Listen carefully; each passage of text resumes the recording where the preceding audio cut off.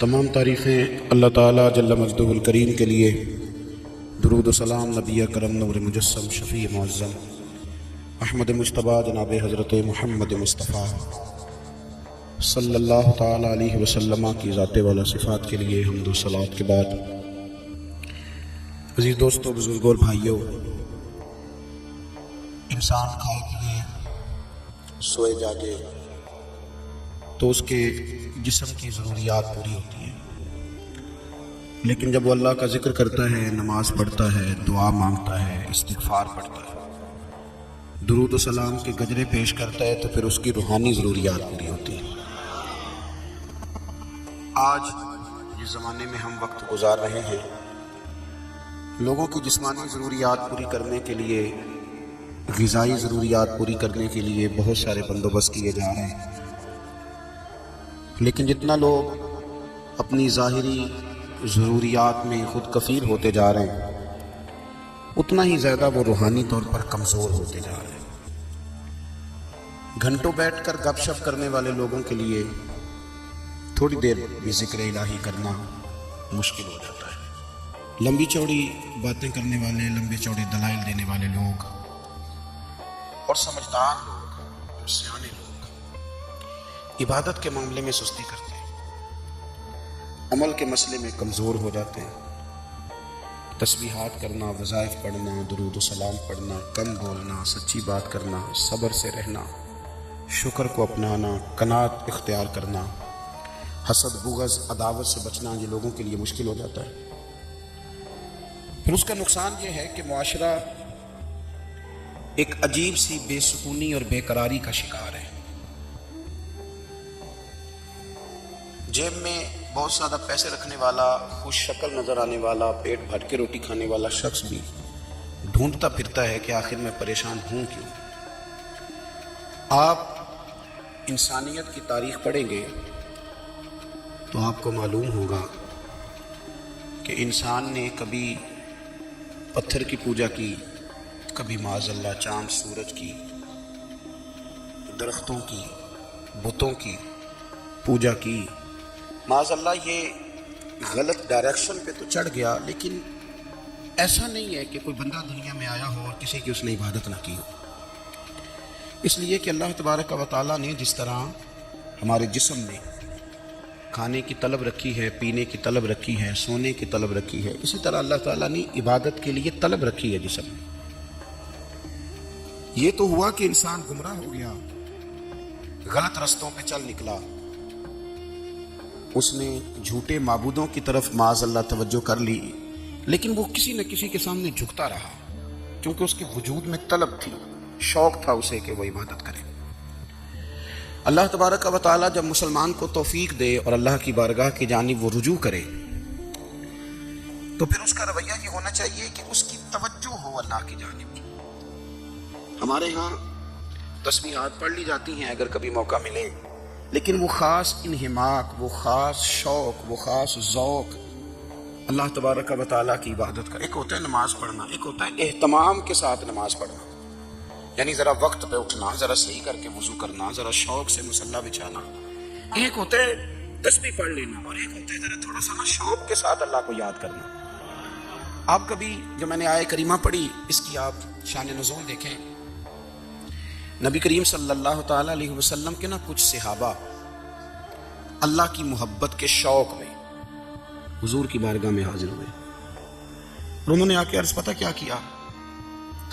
عرض کرنے لگے، یا رسول اللہ صلی اللہ تعالیٰ علیہ وسلم، سالوں بیت گئے ہیں سجدے کرتے ہوئے، حضور سالوں بیت گئے ہیں تسبیح پڑھتے ہوئے، سالوں بیت گئے کہتے ہوئے کہ سبحان اللہ وہ پاک ہے، ہمیں سالوں بیت گئے یہ کہتے ہوئے کہ اللہ اکبر وہی سب سے بڑا ہے، سالوں بیت گئے کہتے ہوئے کہ الحمدللہ ساری تعریفیں اللہ کے لیے، سالوں بیت گئے اس کی تسبیح کرتے، تحلیل کرتے، تکبیر کہتے۔ حضور اب نہ ہمارا اپنے رب سے ملنے کو جی چاہتا ہے، کبھی اے حقیقت منتظر نظر آنا لباس مجاز میں، لاکھوں سجدے تڑپ رہے ہیں میری جبین نیاز میں۔ اور اقبال کہنے لگے کہ تیرے عشق کی انتہا چاہتا ہوں، تو میری سادگی دیکھ کیا چاہتا ہوں، میرا ذرا سا تو دل ہے مگر شوق اتنا، میں وہی لن ترانی سنا چاہتا ہوں۔ میرا بھی دل کرتا ہے کہ اللہ میں تجھے کہوں میں تجھے دیکھنا چاہتا ہوں جس طرح حضرت موسیٰ کلیم علیہ السلام نے کہا تھا، اور تو مجھے کہے کہ لن ترانی، تو نہیں دیکھ سکتا، ذرا سا تو دل ہے مگر شوق اتنا، میں بھی وہی لن ترانی سنا چاہتا ہوں۔ پھر کہنے لگے بھری بزم میں راز کی بات کہہ دی، بڑا بے ادب ہوں سزا چاہتا ہوں۔ دیکھو سب لوگوں کے بیچ ہی میں نے یہ کہہ دیا۔ میرے عزیز صحابہ نا شوق میں، کتنے سارے لوگ ہیں آپ، کتنی ماشاءاللہ بڑی تعداد میں آپ آئے، ہم بھی کبھی اس شوق میں گئے ہیں کہ ہمارے رب کو دیکھنے کو دل چاہتا ہے، ہمارا جی چاہے وہ کبھی ہمیں ملے، ہم کبھی اس کی زیارت کریں، اس کی بارگاہ کرم میں ہم حاضر ہوں۔ صحابہ نے عرض کیا یا رسول اللہ صلی اللہ تعالی وسلم ہمارا رب کہاں ہے؟ ہمارا نا اپنے رب کو دیکھنے کو جی چاہتا ہے۔ جب صحابہ نے یہ عرض کیا تو اللہ نے قرآن مجید نازل کیا، فرمایا وَإِذَا سَأَلَكَ عِبَادِي عَنِّي فَإِنِّي قَرِيبٌ، بابو جب میرے بندے آپ کی بارگاہ میں آ کے میرے بارے میں پوچھے نا تو ان سے کہہ دینا میں ان کے قریب ہی ہوں، قریب ہی ہوں۔ دلیل کیا ہے؟ بھائی اذا دان، یہ جب بھی مجھ سے دعا مانگیں گے میں ان کی دعاؤں کو قبول فرماؤں گا، میں ان کے قریب ہوں، میں ان کے قریب ہوں، یہ جب بھی دعا مانگیں گے نا میں قبول کروں گا، میں ان کے قریب ہوں۔ اللہ تبارک و تعالیٰ کے بندے اللہ سے محبت کرتے، رب کی بارگاہ میں جھکتے، اس کو اپنے دکھ سناتے، اس کے پیارے محبوب صلی اللہ تعالیٰ علیہ وسلم کا وسیلہ لے کے اس کے حضور حاضر ہو جاتے، پیشانیاں سجدوں سے روشن ہوتی۔ ہم نا ہر چیز کے لیے وقت نکالتے ہیں، ہر چیز کے لیے، لیکن عبادت کے لیے وقت نہیں نکالتے۔ ہر شے آباد ہے، ہر شے، ہماری فیس بک بھی آباد ہے، واٹس ایپ بھی آباد ہے، ہمارے ٹویٹر بھی آباد ہیں، ہماری ہر چیز آباد ہے، سب سے کم آباد ہمارا مصلی رہ گیا ہے، سب سے کم۔ وہ لوگ اب ڈھونڈنے سے ملتے ہیں جن کی بغل میں مصلی ہوتا تھا۔ میرے بھائی آپ کتنا کو دنیا کے پیچھے بھاگو گے تھکا دے گی، کتنا دولت کے پیچھے بھاگو گے تھکا دے گی۔ آپ جب اپنی زندگی میں جمع تفریق کرو گے نا تو مرتے وقت احساس ہوگا کہ سارا کچھ تو لوگوں کے لیے کیا، اپنے لیے تو کر ہی کچھ نہیں سکے۔ اور ہم عبادت کے معاملے میں بہانے بازی بھی کرتے ہیں، ہم کہتے ہیں اوہو رزق کمانا بھی تو عبادت ہی ہے نا، تو میں حلال روزی کے لیے جا رہا ہوں، یہ بھی تو عبادت ہے نا۔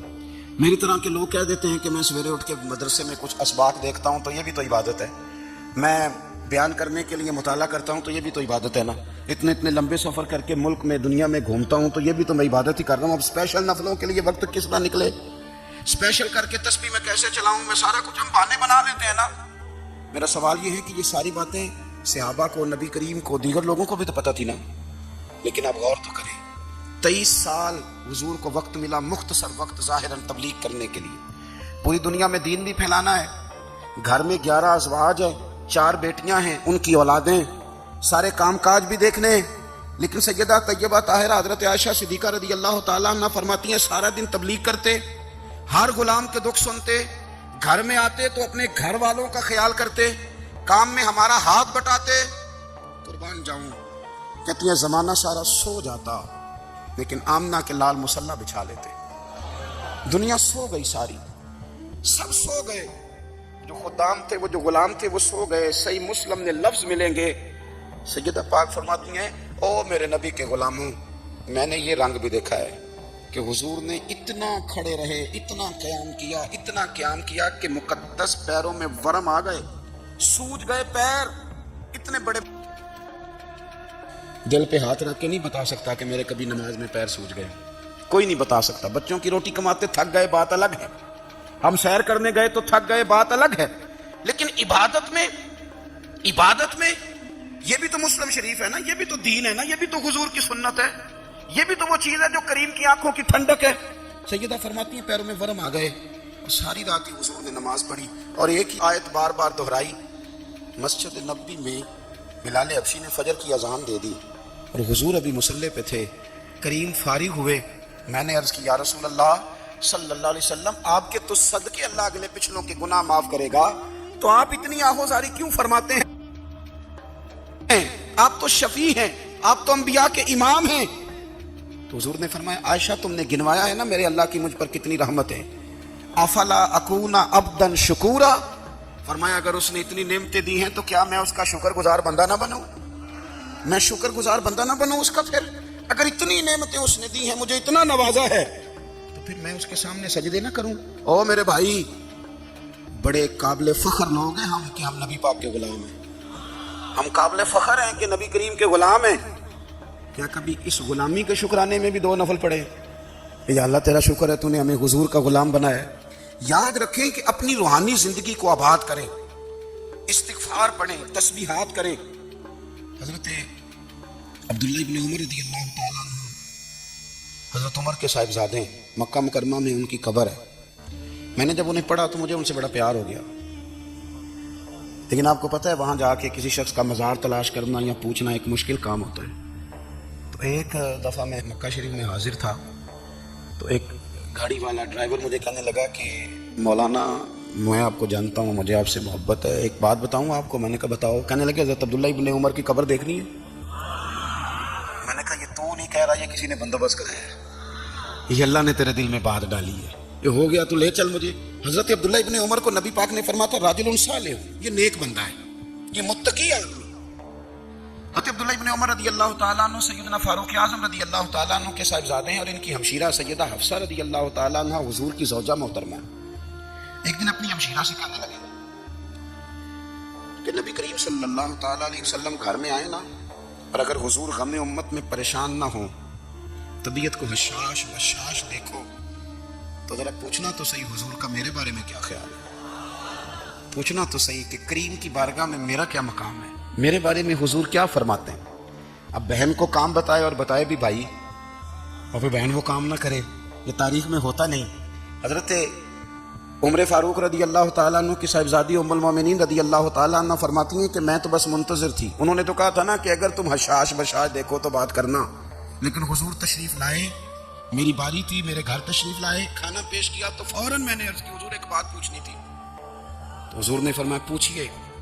میں نے عرض کی حضور میرے بھائی عبداللہ ابن عمر کے بارے میں آپ کا کیا خیال ہے. نوجوانوں میری بات پہ غور کرنا، میرے بھائی کے بارے میں آپ کا کیا خیال ہے. تو نبی کریم صلی اللہ تعالیٰ علیہ وآلہ وسلم نے میری طرف دیکھا اور پھر حضور زیر لب تھوڑا مسکرائے.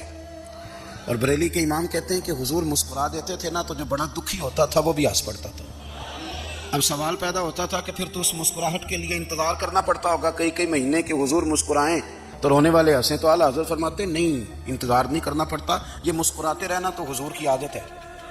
جس کی تسکی سے روتے ہوئے ہنس پڑے اس تبسم کی عادت پہ لاکھوں سلام. نہیں یہ تو عادت ہے حضور کی مسکراتے رہنا، اس کے لیے انتظار نہیں کرنا پڑتا. بھائیو آپ خیال رکھیں گے، غور کریں گے. حضرت عبداللہ ابن عمر رضی اللہ تعالیٰ عنہ کے بارے میں پوچھا تو سیدہ فرماتی ہیں کہ نبی کریم صلی اللہ تعالیٰ علیہ وسلم نے زیر لب مسکرائے اور فرمایا حفصہ تیرا بھائی ہے تو اچھا، لیکن میں نے سنا ہے کہ عشاء کی نماز پڑھتا ہے تو فجر تک سویا ہی رہتا ہے. او نوجوانوں، 10 بجے تک سونے کی بات نہیں ہوئی، 9 بجے تک سونے کی بات نہیں ہوئی، 11 بجے اٹھنے کی بات نہیں.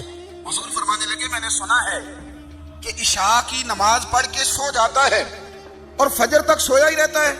اسے چاہیے کہ تہجد کے وقت اٹھا کرے، اللہ کی بارگاہ میں حاضر ہوا کرے، آہوزاری کرے، سجدے کرے، عبادت کرے. اٹھتا ہے اور فجر میں جا کے اٹھتا ہے. حضرت جناب حفصہ رضی اللہ تعالیٰ عنہ کہتی ہے میں نے جناب عبداللہ ابن عمر کو پیغام دیا اور میں نے کہا میرے جوان بھائی سن. نبی پاک نے فرمایا ہے تو اچھا پر تہجد میں نہیں اٹھتا، نفل نہیں پڑھتا. او میری ملت کے جوانوں، مزہ نہیں آ جاتا جب ساری دنیا سوئی ہو، ساری دنیا، اور بستر بھی گرم ہو اور نیند بھی پورا غلبہ کر رہی ہو، اور اچانک گھنٹی بجے دماغ میں، آنکھ کھلے، گھڑی پہ نظر پڑے، 3:30 4 بجے کا پیغام گھڑی بتائے اور کوئی چڑھتی جوانی والا اٹھ کے وضو کرے اور جب وہ مصلی کھول کے بچھائے تو مدینے والے محبوب کہتے ہیں کہ ہر نماز پہ رب ثواب دیتا ہے، اور جو اٹھ کے تہجد کی نماز پڑھے اسے دیکھ کے تو رب مسکراتا ہے. جو اس کی شان کے لائق ہے، جو اس کی شان کے لائق، وہ مسکراتا ہے، خوش ہوتا ہے کہ میرا بندہ تہجد میں اٹھ گیا، وہ مسکراتا ہے. کاش ہماری صبحیں کبھی اپنے مالک کے نام ہو جائیں. کاش کے صبح. حضرت ابو الحسن رحمۃ اللہ تعالیٰ علیہ حضرت معاذ ابن جبل رضی اللہ تعالیٰ عنہ کے پاس بیٹھا کرتے تھے. فرماتے ہیں ان سے جو پیار بڑھا تو پھر میرا مصلی سے بھی بڑھ گیا. تابعین فرماتے ہیں صحابی رسول سے محبت ہوئی تو ذکر سے بھی ہو گئی، پھر درود شریف سے بھی ہو گئی. محبت ان سے بڑھی تو پھر اللہ نے مسجد کا پیار بھی بڑھا دیا. آپ فرماتے ہیں کہ میری ہر وقت طبیعت چاہتی تھی کہ بس اللہ اللہ کروں، بس اللہ اللہ کروں، بس نہ میں ذرا تھوڑی جان چھڑاؤں لوگوں سے، کو 10 منٹ ملیں تو میں کچھ 4 نفل پڑھ لوں، میں تھوڑا سا نہ بچوں لوگوں سے، اور مجھے تسبیح ملے تو میں نہ کچھ 400-500 دفعہ استغفار پڑھوں، سبحان اللہ، الحمدللہ، اللہ اکبر، لا حول ولا قوت الا باللہ، میں نہ تسبیحات پڑھوں۔ فرماتے ہیں کہ بچے تھے گھر میں 6-7، غربت تھی، کام ملتا کوئی نہیں تھا، اللہ کام چور نہیں تھا، کام ڈھونڈتا تھا، پر اللہ کی قدرت کے کام نہیں ملتا تھا۔ فرماتے ہیں کہ میں نے ایک دن اپنی اہلیہ سے کہا کہ آج میں پھر جاتا ہوں کام ڈھونڈنے، تو میری بیوی بڑی فرما بردار تھی، پر اس دن نہ غربت کے ہاتھوں تنگ آ کے کہنے لگی آج نہ کوئی تو چیز لے کے آیا، تو مجھ سے بچوں کی بھوک نہیں دیکھی جاتی ہے، سب روگاں دا روگ محمد جس دا نام غریبی، کنڈ بلا کے لنگ جاندے نہیں دوست یار قریبی، آج نہ کچھ لے کے آیا تو میں بچے لے کے میکے چلی جاؤں گی۔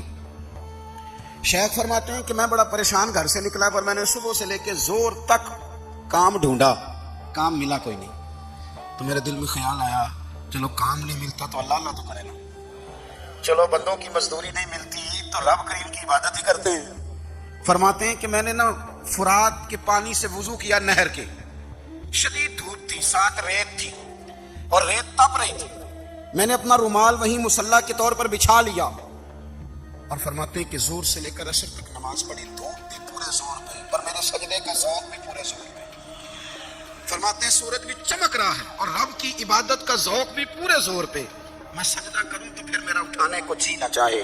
میرے استاد لکھا کرتے تھے، یہ ان کا شعر ہے، وہ کہا کرتے تھے مجھے سوز دے، مجھے ساز دے، اور مجھے نیم شب کا نیاز دے، دم سجدہ خود کو میں توڑ دوں، مجھے ایسا ذوق نماز دے، اور میں تیری بہار کا پھول ہوں، میں کھلا بھی ہوں تو تیرے لیے، مجھے میری شاخ سے توڑ لے، مجھے اپنی زلف کا ناز دے۔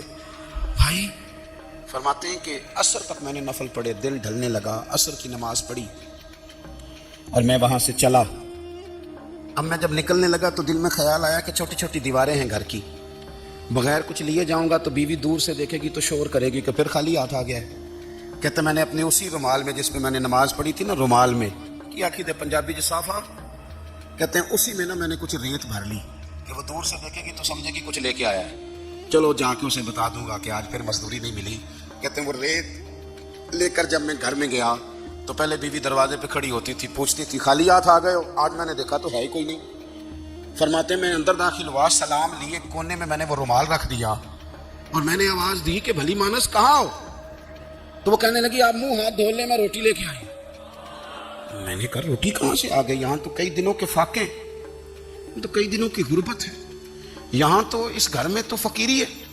فرماتے ہیں کہ وہ روٹی لے کے آئی اور اس وقت کی جو موجودہ نعمتیں تھیں، سمجھ لیں سلاد، اچار، ہر چیز ساتھ لائی۔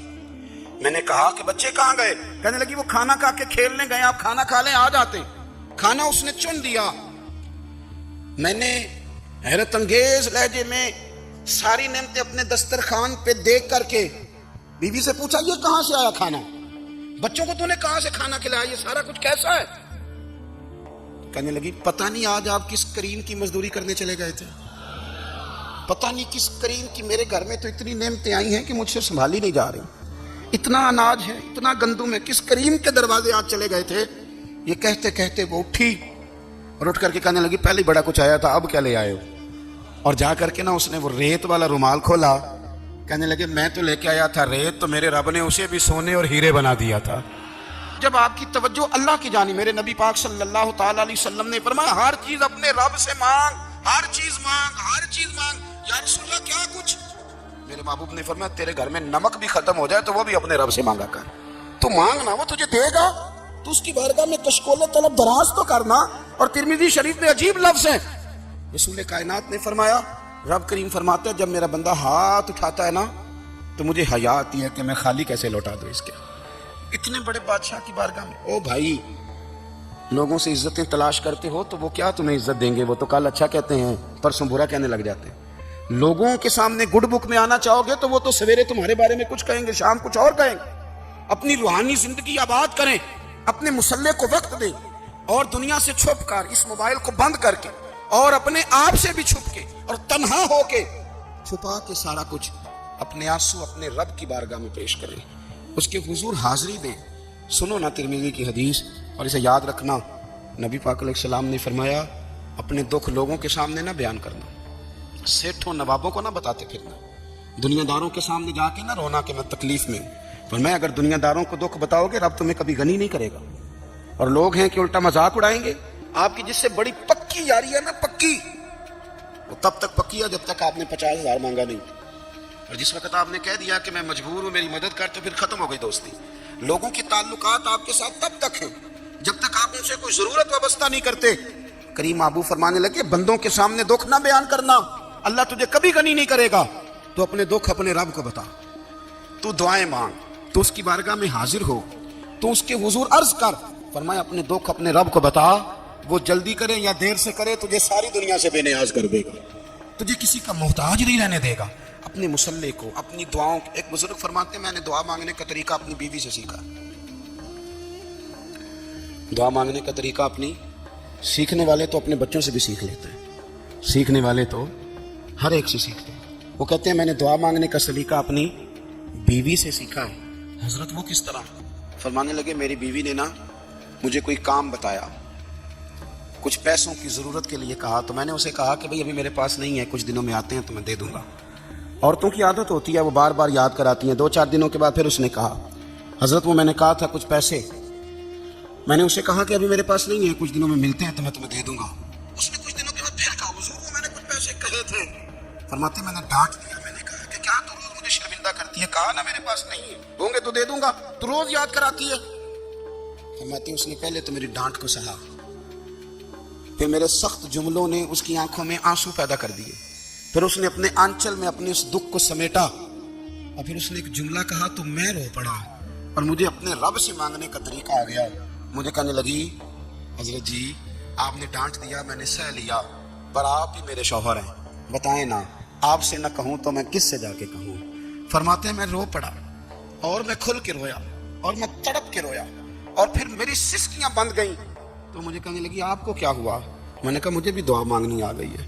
جب میں اسے کہوں گا نا اللہ تو ہی میرا رب ہے, میں تجھ سے نہ کہوں تو میں کس سے جا کے کہوں, میں کیوں کسی بندے سے سوال کروں, میں کیوں کسی دنیا دار سے کہوں, میں تیرے بندوں کا, نیک بندوں کا وسیلہ لے کے, تیرے محبوب کی غلامی لے کے تیری بارگاہ میں آئیں, تجھ سے نہ مانگوں تو کس سے مانگوں. سمجھ آ گئی ہے؟ جب میں اس رنگ میں مانگوں گا تو تیرا رب میرے اوپر بڑا ہی فضل فرمائے گا, وہ میرے اوپر بڑی رحمت کرے گا, وہ میرے لیے آسانیاں کرے. عزیز دوستو ہم اس طرح کرنے لگ گئے ہیں کہ ہم نے نا اپنے تعلقات پر اعتماد کرنا شروع کر دیا. میرے تعلقات بہت ہیں. ہم نے اپنی دولت پر اعتماد کرنا شروع کر دیا, میرے پاس دولت بہت ہے. ہم نے اپنے علم پر, اپنی شہرت پر اعتماد کرنا شروع کر دیا کہ میرے پاس فلاں چیز بہت ہے. یاد رکھنا جب بے نیاز اپنی صفت بے نیازی دکھاتا ہے تو بڑی بڑی دولتوں والے مجبور نظر آتے ہیں. بھائیو جب انسان کا رشتہ اپنے مالک کے ساتھ ہوتا ہے پھر تو غم بھی کچھ نہیں کہتے, پریشانیاں بھی کچھ نہیں کہتی, پھر تو زندگی صبر والی, پھر تو زندگی توکل والی, پھر تو زندگی بھروسے والی. پھر انسان اپنے آپ کو رسوا نہیں کرتا, دنیا داروں سے امیدیں اس کی ختم ہو جاتی, امیدیں اللہ رسول سے لگا لیتا, مضبوط ہو جاتا ہے, مضبوط, طاقتور ہو جاتا ہے, خوددار ہو جاتا ہے, باوقار باعزت ہو جاتا ہے. حضرت بہلول دانا رحمۃ اللہ علیہ بیٹھے تھے تو ہارون رشید حج کر کے آ رہا تھا, تو رستے میں حضرت شیخ سے ملاقات ہو گئی, تو السلام علیکم کے بعد کہنے لگا حضور کچھ حکم ہو تو بتائیے گا. تو حضرت بہلول دانا فرمانے لگے تیرا رب کون ہے؟ اس نے کہا اللہ. تو فرمایا میرا کون ہے؟ کہا اللہ. فرمانے لگے تو بڑا ہی بیوقوف ہے, کیا تو یہ سمجھتا ہے کہ رب ہارون رشید کو تو دے گا اور بہلول دانا کو بھول جائے گا؟ تیرا بھی وہی رب ہے, میرا بھی وہی رب ہے. اس نے اگر تجھے دے کے آزمایا ہے تو ہو سکتا ہے مجھے نہ دے کے آزما رہا ہو. جب اس کی حکمت کے تقاضے ہوں گے تو عطا کرے گا اور دے گا. تو جا اپنا کام کر. بھائی اپنی روحانی زندگی, اپنی عبادات, اپنے وظائف, اپنے روزمرہ کے معاملات, اپنی دعائیں, اپنا استغفار. دیکھو مشکل کام تو نہیں, 2 رکوع ہیں سورہ واقعہ کے, اگر رات کو پڑھ لی جائے تو. میں کس طرح یہ بات بیان کروں کہ تعویذ بانٹنا آسان ہے اور وظیفہ بتانا مشکل ہے. سارا دن تعویذ بانٹیں تو لوگ لینے کو تیار ہیں, اور اگر آپ وظیفہ بتائیں تو کہتے ہیں تو مشکل کام ہے. او خدا کے بندے, اگر آپ کا تعلق قرآن پاک کے ساتھ مضبوط ہو, قرآن پاک کے ساتھ اگر آپ کا رشتہ ہو, لوگ سفارشیں ڈھونڈتے ہیں نا دنیا میں, کوئی تعلق مل جائے تو میرا کام ہو جائے. دنیا میں اتنا مشکل معاملہ ہے, آخرت میں مجھے بتائیے گا کتنا مشکل معاملہ ہوگا. میرے نبی پاک صلی اللہ تعالی علیہ وسلم نے فرمایا جو لوگ سورہ ملک پڑھا کرتے تھے نا, سورہ ملک, یہ سورت ملک قیامت میں ان کی سفارش کرے گی. اور اس طرح کرے گی کہ کہے گی اے اللہ یہاں اس بندے کو جنت میں داخل کر دے یا مجھے قرآن پاک سے علیحدہ کر دے. تو رب فرمائے گا جا اس کا دامن تھام کے اسے جنت تک پہنچائے. آپ بات کو سمجھیں, جب آپ کے تعلقات اپنی معاملات کے ساتھ مضبوط ہوں گے, یہ نبی کریم نے وعدہ کیا ہے کہ تو سورت واقعہ پڑھ تیرے گھر میں فاقہ نہیں آئے. حضرت عبداللہ ابن مسعود رضی اللہ تعالیٰ عنہ بیمار تھے تو حضرت عثمان غنی رضی اللہ تعالیٰ عنہ تیمارداری کے لیے تشریف لے گئے اور جا کر کے کہا کہ آپ بڑے بیمار ہیں, آپ کی بیٹیاں زیادہ ہیں, میں چاہتا ہوں کہ خزانے میں سے کچھ مدد کروں. تو سیدنا عبداللہ ابن مسعود رضی اللہ تعالیٰ عنہ اٹھ کے بیٹھ کر کہنے لگے امیر المومنین اللہ آپ کو میری طرف سے میری بیٹیوں کی طرف سے بہتر صلہ دے, میری بیٹیوں کو کسی خزانے کی ضرورت نہیں, میں نے انہیں خزانہ دے دیا ہے. کہا جناب آپ نے کون سا خزانہ دیا ہے, میں آپ کے مالی معاملات کو جانتا ہوں. تو فرمانے لگے امیر المومنین میرے نبی کریم نے فرمایا ہے جو سورت واقعہ پڑھے اسے کبھی فاقہ نہیں آتا, میں نے بیٹیوں کو یاد کرا دی ہے, یہ خزانہ میں نے انہیں دے دیا ہے. وہ سارے والدین سنیں جو بیٹیوں کے لیے پریشان رہتے. حضرت عبداللہ ابن مسعود نصیحت کر رہے ہیں, فرمانے لگے میں نے سورت واقعہ یاد بھی کرا دی ہے, پڑھنے کی عادت بھی ڈال دی ہے. حضور نے فرمایا ہے جو سورت واقعہ پڑھے اسے فاقہ نہیں آتا. کہنے لگے چاند تو اپنی جگہ چھوڑ سکتا ہے, سورج گر سکتا ہے, تارے ٹوٹ سکتے ہیں, پر مدینے والے رسول کی بات غلط نہیں ہو سکتی. حضور نے فرمایا فاقہ نہیں آئے گا تو انشاءاللہ کبھی بھی نہیں آئے گا. کرنے کا کام یہ ہے کہ ہم اپنے معاملات, اپنی عبادات, اپنی دعائیں, کبھی 10 منٹ عادت ہو جائے نا دعا مانگنے کی علیحدہ سے رات کو. حضور نے فرمایا جو فرض نماز کے بعد دعا مانگے اللہ اس کی قبول کر لیتا ہے. نبی پاک صلی اللہ تعالیٰ علیہ وسلم نے فرمایا اللہ مسافر کی دعا قبول فرماتا. حضور نے فرمایا اللہ مظلوم کی دعا قبول فرماتا ہے.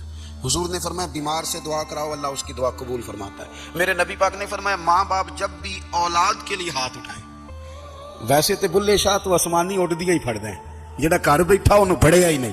حضور فرمانے لگے ماں باپ جب بھی اولاد کے لیے دعا فرمائیں اللہ ان کی دعا کو قبول کرتا ہے. آپ اپنا تعلق بنائیں دعا کے ساتھ, عبادت کے ساتھ, مصلی کے ساتھ رشتہ بنائیں, استغفار پڑھیں. صلاح الدین ایوبی صلیبی جنگوں میں تھے,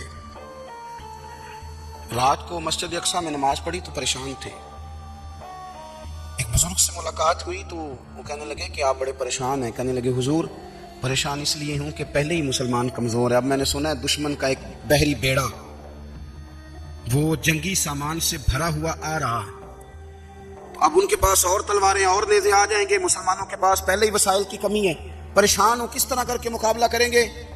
یہ بات کہتے ہی صلاح الدین ایوبی نے بزرگوں سے کہا حضور آپ بھی دعا کرنا, دعا کی بڑی طاقت ہے. میرے نبی پاک نے فرمایا دعا مومن کا ہتھیار ہے, دعا مومن کا. حضور نے فرمایا تقدیر کو سوائے دعا کے کوئی چیز نہیں بدل سکتی. دعا مومن کا ہتھیار ہے, یہ کافر کے پاس کوئی نہیں, یہ ہتھیار ہے مومن کا. اللہ کرے آپ کو سمجھ آئے, پھر سنیں کئی بار کیا چکا ہوں, یہ ہتھیار ہے. کافر کے مقابلے میں جو تیرے پاس سب سے بڑا ہتھیار ہے وہ دعا ہے. دعائیں کرانی چھوڑ دی, کرنی چھوڑ دی, لینی چھوڑ دی. حضرت سیدنا انس بن مالک رضی اللہ تعالیٰ عنہ فرمایا کرتے تھے میں نے وہ رنگ دیکھا ہے جب حضور دعا مانگتے تھے اور حضور کی مقدس آنکھوں میں آنسو بھی ساتھ ہی بہا کرتے تھے, میں نے وہ انداز دیکھا. تو صلاح الدین ایوبی بزرگ سے کہنے لگے آپ بھی دعا کیجیے, اور خود رونے لگے اور سر سجدے میں رکھ کے رونے لگے, اور عشاء سے لے کر فجر تک روئے, خوب روئے. صبح وہ بزرگ آئے تو صلاح الدین ایوبی کا خوبصورت اور ہنستا ہوا چہرہ دیکھا. کہنے لگے آپ بڑے خوش ہیں, رات تو میں نے بڑے روتے ہوئے دیکھا تھا. تو کہنے لگے حضور وہ جو بحری بیڑا آ رہا تھا نا وہ پانی میں ڈوب گیا ہے, اب وہ نہیں آ رہا, ابھی خبر آئی ہے تو میں بڑا خوش ہوں. بزرگ کہنے لگے اٹھ سینے سے لگ, اور سن ایک بات, وہ بحری بیڑا پانی میں نہیں ڈوبا, وہ تیرے آنسوؤں میں ڈوب گیا ہے. وہ جو تو رات رویا ہے نا رب کریم کی بارگاہ میں تو وہ ڈوب گیا ہے. بھائی اپنا مصلی کا, عبادت کا, وظائف کا, اللہ کا سلسلہ اس کو مضبوط کریں, اپنی دعاؤں کے تعلق کو مضبوط کریں. دعائیں بڑے انقلاب برپا کر دیتی ہیں. ہم تھوڑے نا جب سے خشک ہوئے ہیں نا, خشک, اور میری تو جماعت ہی صوفیاء کی جماعت تھی. ہم تو داتا علی اجمیری کی جماعت سے, ہم تو خواجہ اجمیری کی جماعت سے, ہم تو شیخ احمد فاروق سرہندی کی جماعت سے, ہم تو صوفیاء کی جماعت. ہماری جماعت نے بھی وہ تعلق جو ہمارے بزرگوں نے بنایا تھا. بزرگ اللہ کے قریب کیسے جاتا ہے؟ تو ہمارے یہاں بہت سارے لوگ کہتے ہیں جی نظر ہو گئی تو کام ہو گیا. بھائی جو بخاری مسلم میں طریقہ ہے نا اللہ کا قرب پانے کا وہ تو نفل ہے. نبی کریم علیہ السلام نے فرمایا بندہ نفلوں کے ذریعے رب کے قریب جاتا ہے, اور اتنا قریب جاتا ہے کہ پھر اللہ اس کی زبان بن جاتا ہے, اللہ اس کی آنکھیں بن جاتا ہے, کان بن جاتا ہے, ہاتھ اور پیر بن جاتا ہے. تو یہ تو عبادت ہے, یہ تو اللہ کی بارگاہ کی حاضری ہے جو آپ کو اللہ کے قریب کرے گی. تو اپنے نماز کو اہمیت دے کے ادا کریں، نمازیں موبائل بند کر کے ادا کریں۔ لیکن نا کچھ لوگ کہتے ہیں مجھے ٹائم نہیں ملتا نماز کا، تو میں کہتا ہوں یہ آپ نے بڑی جرت کی بات کی ہے۔ مجھے کو میرا پیر بھائی کہا جائے نا میرے پاس ٹائم نہیں آپ کو ملنے کا، تو میں کہتا ہوں آج کے بعد آنا ہی نہ۔ تو کیا سمجھتا ہے تو بہت بڑا آدمی ہے، تیرے پاس ٹائم نہیں ہے اور ہمیں ملنے کا ٹائم، موج کر۔ تو آپ نے اللہ رسول کو کہہ دیا ٹائم نہیں۔ اور عجیب فلسفہ ہے نا، کہا جائے نماز پڑھنے آؤ تو کہتے ہیں کپڑے ٹھیک نہیں، اور کہا جائے کہ آؤ ذرا دعوت پہ چلیں تو کہتے ہیں 1 منٹ ٹھہر میں کپڑے بدل کے آیا۔ نماز کے لیے کہا تو کہتے ٹھیک نہیں، دعوت کے لیے کہا تو کہتے میں ذرا تیاری کر لوں، یوں جانا مناسب نہیں، ٹھیک نہیں۔ رب تو فرماتا ہے کہ جب تم مسجد میں آئے تو زینت اختیار کر کے آ، خوب ذوق سے دعا مانگے، خوب شوق سے نماز پڑھے، خوب استغفار کا مزاج بنائے۔ آپ لوگوں کے بیچ رہ کے سوکھ حاصل کرنا چاہتے ہیں، لیکن آپ کو پتہ ہے کئی مہینے غار ہرا میں رہنا بھی مدینے والے محبوب کا طریقہ ہے۔ ہر سال اعتکاف بیٹھنا الگ سے، یہ بھی حضور کا طریقہ ہے۔ مسجد نبوی کے اندر دروازہ کھلتا تھا نبی کریم کا، پر گھر کے اندر نفل پڑھے نبی پاک، اور حضور فرماتے ہیں کچھ نفل نماز گھر میں بھی پڑھا کرو، گھر کو قبرستان نہ بناؤ۔ ہمارا گھر اللہ کے ذکر سے آباد ہوگا۔ اگر ہم نماز پڑھیں گے نا، میں جب سنت پڑھنے کے لیے گھر میں کھڑا ہوتا ہوں تو میرا جو 2.5-3 سال کا بیٹا ہے نا، وہ بھی میرے ساتھ نماز پڑھنی شروع کر دے۔ اسے پتہ کوئی نہیں نماز کیا ہوتی ہے، لیکن وہ بھی نا سجدہ نہ بھی کرنا ہے تو ساتھ لیٹ ضرور جاتا ہے۔ پتہ چلا بچے لیکچر دینے سے نماز نہیں پڑھتے، نماز شروع کر دیں تو بچے بھی شروع کر دیتے ہیں۔ ہم جب پریشان ہوتے ہیں تو لیکچر دیتے ہیں، تو لیکچر تو باہر شاید چل جائے، گھر میں کیسے چلے گا؟ گھر میں تو عمل چلے گا۔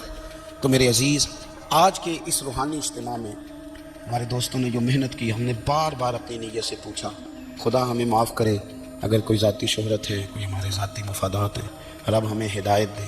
ہماری یہ خواہش تھی کہ روحانی اجتماع ہمیں تھوڑا سا اللہ اور اس کے رسول کے جانب مائل کرے، کچھ ہمارا رشتہ مسلی کے ساتھ